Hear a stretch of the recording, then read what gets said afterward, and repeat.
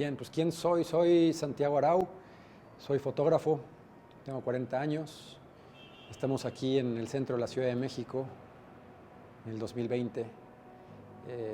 Vayamos ahora hacia atrás, nací en 1980, eso quiere decir que tengo 40 años, nací aquí en la Ciudad de México, toda mi vida he vivido en la Ciudad de México, nunca he vivido en otro sitio, 40 años viviendo en la Ciudad de México.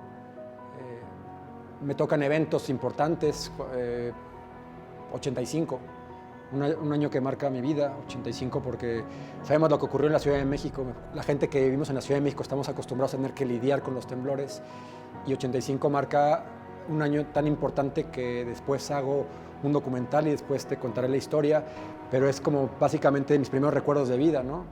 El primer recuerdo de vida, recuerdo de muerte, temblor. Crezco con las imágenes del temblor, del edificio Regis, del Hotel Regis derrumbado, de Tlatelolco, esta ciudad devastada, eje central con los fierros todos viejos, así desvencijados, con la torre Latino. Estudio en el 95, tengo 15 años y entro a estudiar fotografía. En el año 95 entro a un taller de fotografía en una escuela. Yo nunca fui buen alumno, me corren de muchas escuelas. Me dicen que soy hiperactivo, que no me puedo controlar. Entonces, de cierta manera, mis papás estaban un poco desesperados porque no sabían exactamente por dónde llevar mi educación.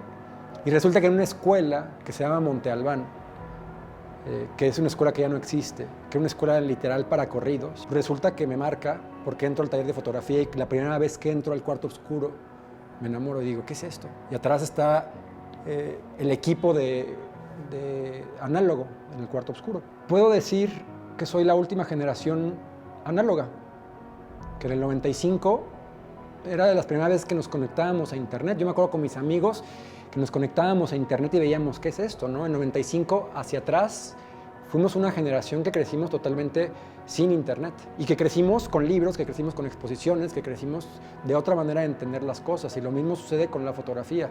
La entiendo de otra manera, con otros procesos, entrando al cuarto oscuro, revelando mis papeles, imprimiendo, y resulta que años más tarde, en el 97, 98, empiezan a llegar las primeras cámaras digitales, ¿no? Que también me empieza a marcar, y las cámaras como empiezan también a tener esta evolución tan grande. Estamos hablando desde que nací, desde el 80 hasta el año 2000, cuando empiezo a estudiar la carrera de comunicación en la Universidad Iberoamericana.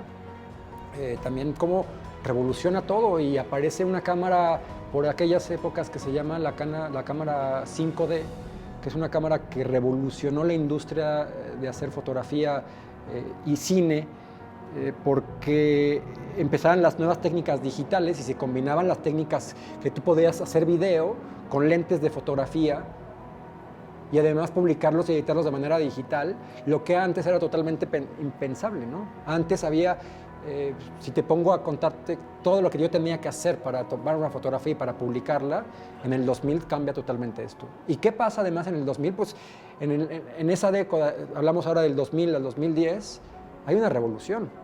Yo no me acuerdo en qué año habré abierto mi primera cuenta de Facebook, ¿no? Habrá sido en el 2005, 2006, 2008. Estamos hablando de ICQ, estamos hablando del Messenger, de cómo la manera de comunicarse, la manera en la que los seres humanos nos empezamos a comunicar y a compartir las cosas cambió. Y toco estos puntos porque después te voy a decir que es parte esencial en mi desarrollo como fotógrafo y para poder estar hablando desde donde estoy parado. Y transcurre el tiempo y yo salgo de estudiar comunicación en la Ibero, y mi primer trabajo es en televisión, por ejemplo. No tiene nada que ver con fotografía, o sí tenía que ver con fotografía, y es en TV Azteca. Y yo entro a trabajar en Los Protagonistas y soy asistente de videoteca. ¿Qué significa eso? Que yo era asistente de edición.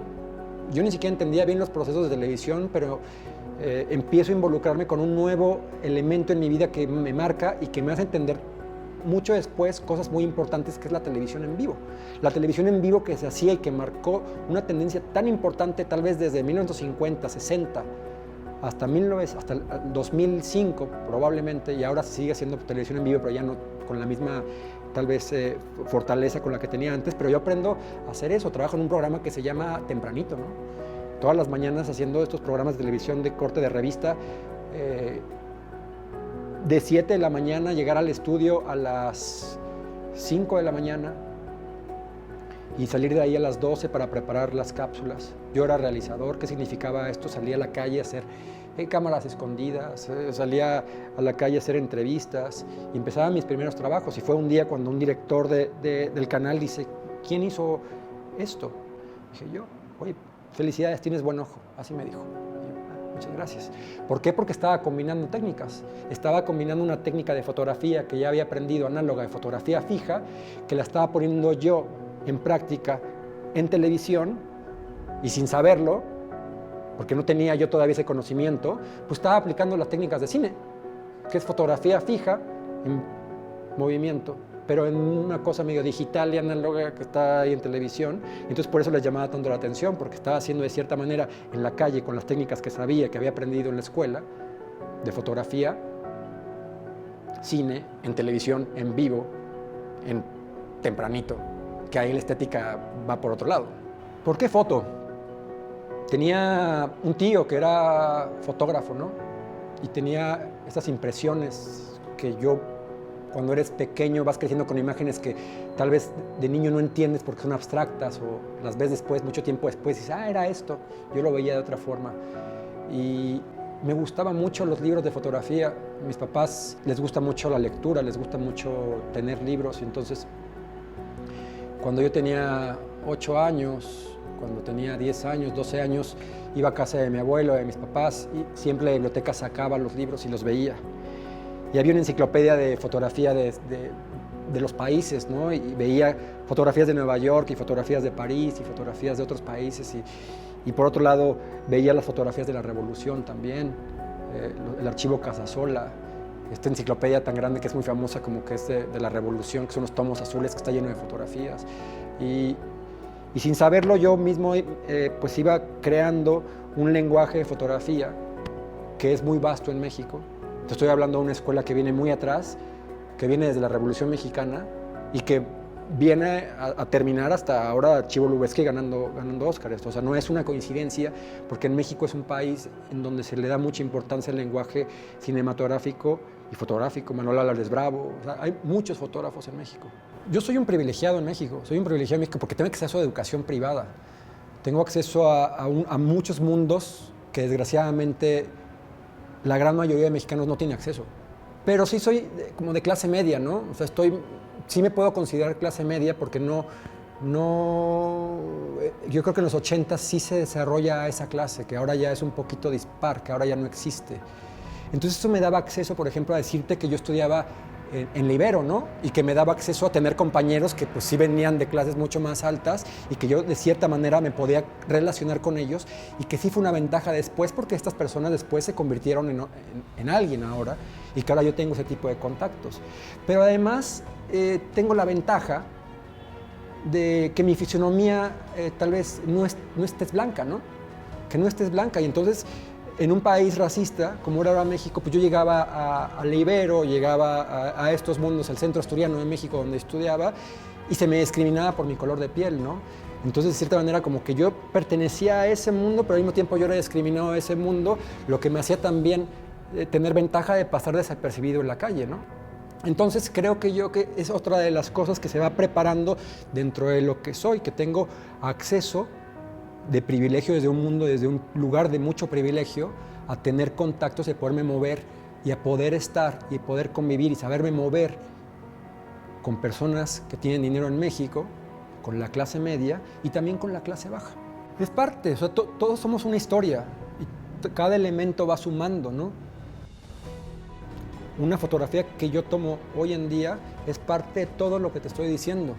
Es parte del aprendizaje que tuve en TV Azteca, es parte del aprendizaje que tuve en la calle, es parte del aprendizaje que tuve cuando me corrieron, cuando me reconocieron, cuando me rechazaron, cuando me aplaudieron, cuando me dijeron. Son muchos elementos, ¿no? En México estamos diciendo que es un país para privilegiados, el mundo es un mundo de privilegiados, ¿no? Y además soy hombre, ¿no?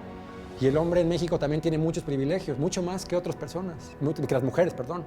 Entonces eso ya todavía me suma y me da las posibilidades todavía de poderlo tener, ¿no?